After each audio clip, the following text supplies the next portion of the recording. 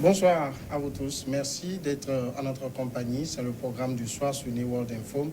Nous débutons avec le décryptage de l'actualité. Ce mercredi, nous allons parler du Sahel où les forces étrangères sont de plus en plus contestées. On évoque le sujet avec Mamadou Diouf, notre éditorialiste. Bonsoir Mamadou Diouf. Bonsoir Samuel. Des forces d'occupation qui pilleraient les ressources africaines comme au temps des colonies sous l'effet d'une guerre qui empire. Les troupes étrangères au Sahel font face à un rejet apparemment grandissant chez les habitants du Burkina Faso, du Mali et du Niger. Ils sont de plus en plus nombreux à demander le départ, par exemple, des 4500 soldats de l'opération Barkhane déployés au Sahel, des 13 000 casques bleus de la MINUSMA au Mali et d'autres partenaires présents, tous déployés au nom de la lutte contre le terrorisme et la protection des civils. Le 12 octobre dernier, une cinquantaine de conteneurs de la MINUSMA ont été pillés dans le centre du Mali alors qu'un millier de personnes se rassemblaient à Ouagadougou, la capitale du Burkina Faso voisin, contre les forces d'occupation. Mamadou Diouf, on le voit, le sentiment, je ne veux pas dire anti-français, mais anti-force étrangère est de plus en plus grandissant. Oui, il est clair que quand on prend en compte l'avis des populations, les manifestations qui ont été organisées, vous avez parlé du Mali, du Burkina, il y en a eu également au Niger. Les émissions radio, où quand on donne aux populations l'occasion de se prononcer sur la présence des forces étrangères, il est clair qu'aujourd'hui, la contestation qui était là déjà devient de plus en plus forte, elle devient également de plus en plus visible, puisqu'il y a des porteurs aujourd'hui de cette contestation de la présence des forces étrangères au niveau du Sahel, en particulier au Mali, au Burkina et au Niger. Qu'est-ce qui fait qu'aujourd'hui, ces troupes étrangères cristallisent cette contestation? Je me dis que la première raison, c'est le résultat. Il faut voir l'ampleur des moyens qui ont été déployés. Vous l'avez dit tantôt, 4500 hommes pour Barkhane, 13 000 hommes pour la MINUSMA, 5 000 hommes pour G5 Sahel, plus l'armée malienne. Et quand on regarde le résultat, le nombre d'attentats augmente, le nombre de victimes augmente, le nombre de déplacés augmente, le nombre de zones où ces terroristes agissent également s'étendent de plus en plus. On se pose la question, où est le résultat de tout ce déploiement en hommes et en matériel? Parce que sur le terrain, ce qu'on sent, c'est que la chose a plutôt tendance à se développer qu'à se rétrécir. Il y a le ras-le-bol également des populations parce que quand on est dans un espace en guerre, tout est remis en cause. Parfois, faire son petit commerce, cultiver tranquillement son champ même devient un problème. Cette attente devient quelque chose de plus difficile pour les populations. Il y a également ce soupçon, j'allais dire, de recolonisation, d'installation de bases, parce que ce n'est pas la France seulement qui est présente. C'est vrai que la France est plus visible, mais d'autres pays sont là-bas avec des antennes, avec des militaires sur le terrain. Les gens ont l'impression qu'on revient pour installer des bases à nouveau. Certains vont même jusqu'à dire non, ce n'est même pas les bases, ils sont là pour exploiter les ressources qui sont au niveau des pays. Voilà autant de choses qui font qu'effectivement, il y a une sorte de ras-le-bol au niveau des populations et c'est ce ras-le-bol que les populations commencent à exprimer à travers des manifestations contre les forces étrangères, mais le plus contre les forces françaises puisqu'elles sont les plus nombreuses pour ce qui est des forces qui ne sont pas africaines. En même temps, cette contestation aujourd'hui n'est pas du tout coordonnée, elle paraît plutôt disparate. Tout à fait, c'est des sentiments de population. Vous l'avez dit tout à l'heure, on s'est levé quelque part, aller saboter les conteneurs de la MINUSMA. Quand on dit MINUSMA, ce n'est pas les Français. C'est les Sénégalais, c'est les Togolais, c'est les Tchadiens, c'est les Nigérians, etc. Mais c'est pourquoi je parle de ras-le-bol. À un certain moment, les populations sont tellement mécontentes de ne pas voir cette sécurité attendue, malgré la présence militaire, que parfois les populations s'en prennent à ces militaires. Une fois même sur une radio à Bamako, quand on s'en est pris aux militaires et il y a eu 40 morts, il y en a un même qui a eu le courage de dire que est-ce que ce n'est pas les forces étrangères même qui ont tué les soldats pour justifier leur présence sur place.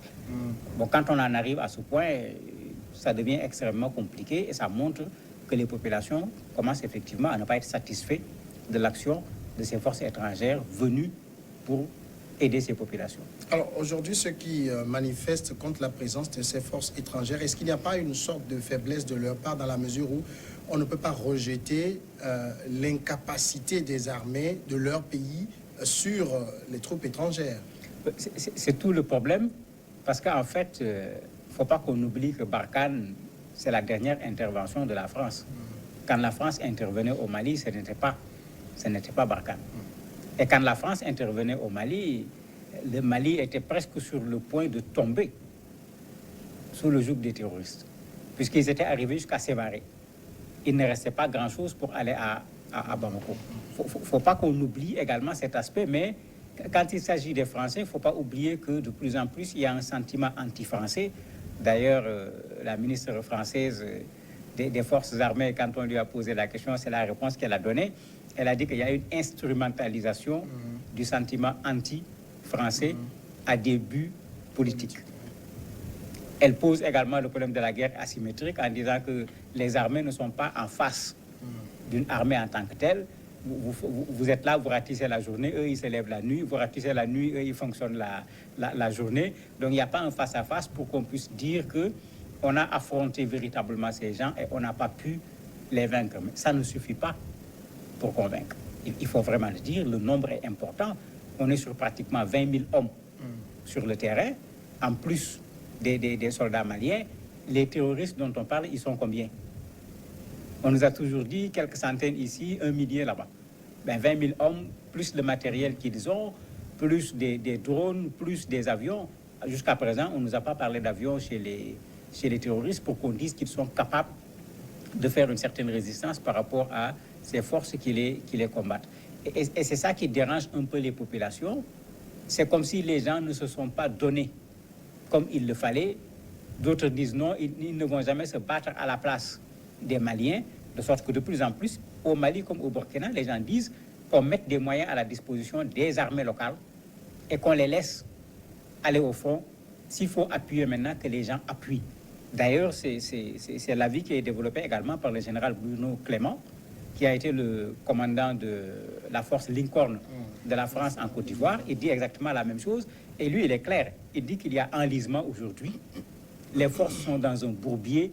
Il faut qu'on laisse les forces africaines prendre l'initiative et que les forces qui ne sont pas africaines viennent en appui aux forces africaines. Je crois qu'il faut peut-être envisager cette solution-là.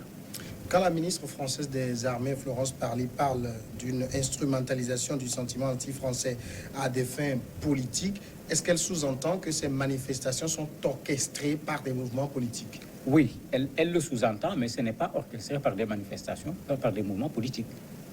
Parce que parfois, elles sont spontanées. Elles interviennent immédiatement après une situation.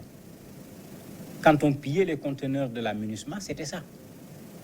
Il n'y avait pas un parti politique qui a lancé un mot d'ordre ou quoi que ce soit. C'est des populations qui étaient indignées par rapport à une situation donnée, qui sont sorties de façon pratiquement spontanée. Il n'y avait pas une organisation politique derrière. On a vu au Burkina tout récemment, c'était vraiment une coïncidence parce qu'il y a eu des attaques au nord du Burkina, mais des organisations de la société civile, pas des partis politiques, organisaient de façon annuelle une rencontre qui pose le problème des forces étrangères au niveau du Sahel. Et à cette rencontre, puisque cela coïncidait avec une attaque au Burkina, la marche qu'ils ont voulu organiser a été interdite par la commune de Ouagadougou. Ils ont transformé ça en un sitting au niveau de la Bourse du Travail. C'était des syndicats, c'était des organisations de la société civile, ce n'était pas des partis politiques. Donc, il ne faut pas qu'on veuille dire que c'est les partis politiques. Parfois, c'est des individus même, juste des meneurs, qui sont là, parfois avec le sentiment anti-français. C'est vrai, mais ce n'est pas parce que les populations manifestent que ce sont les partis politiques qui sont nécessairement derrière. Est-ce que ces personnes, quand même, qui organisent ce genre de manifestations posent les bons diagnostics? C'est-à-dire, on a aujourd'hui une présence étrangère dans ces pays et les gens disent « ça ne résout pas le problème ». Mais qu'est-ce que ça aurait été s'il n'y avait pas cette présence de troupes étrangères? En fait, le diagnostic, ils ne le font pas très bien parce que c'est une affaire militaire. Il ne faut pas qu'on l'oublie. Il est vrai qu'on n'est pas satisfait de la situation actuelle, mais dans ce que la ministre française dit, il y a quelque chose qui est vrai. C'est le côté, nous sommes dans une guerre asymétrique. Si vous prenez par exemple la zone nord du Mali, le Niger, vous avez actuellement un mouvement qui est là-bas, État islamique du Grand Sahel, qui est tout simplement l'ancien Moujaou que l'on connaissait au niveau du Mali, le mouvement de l'unité pour le djihad en Afrique occidentale. Mais ce mouvement, il est transfrontalier. Ils sont à Tillabéri, au Niger, ils sont à Ménaka, au Mali. Ils occupent tout un espace. Mais ils ne sont pas installés quelque part. Parce que eux et la population, c'est exactement, pratiquement les mêmes. Quand ils veulent mener des actions, ils se promènent devant vous comme des populations. C'est au moment où ils vont agir que vous allez vous rendre compte que ce n'était pas une population comme on le passait.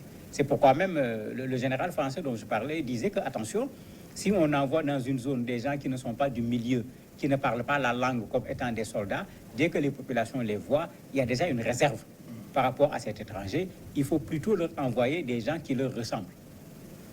Et c'est un militaire qui parle. Et il sait certainement de quoi il parle pour avoir dirigé l'opération Lincoln au niveau de la Côte d'Ivoire. Donc il y a ce problème qui est là. On a vu au Mali des zones où quand les militaires sont venus, les populations ont voulu se débarrasser des militaires en considérant que la présence des militaires va attirer les djihadistes. On a montré à la télé, c'était dramatique, des femmes qui criaient, qui se roulaient par terre, qui disaient qu'ils ne veulent pas du tout de la présence militaire ici. Mais ça veut dire qu'aujourd'hui, comme on le dit sur le plan militaire, c'est comme si c'est les djihadistes qui ont l'initiative. Et les militaires sont en train de suivre.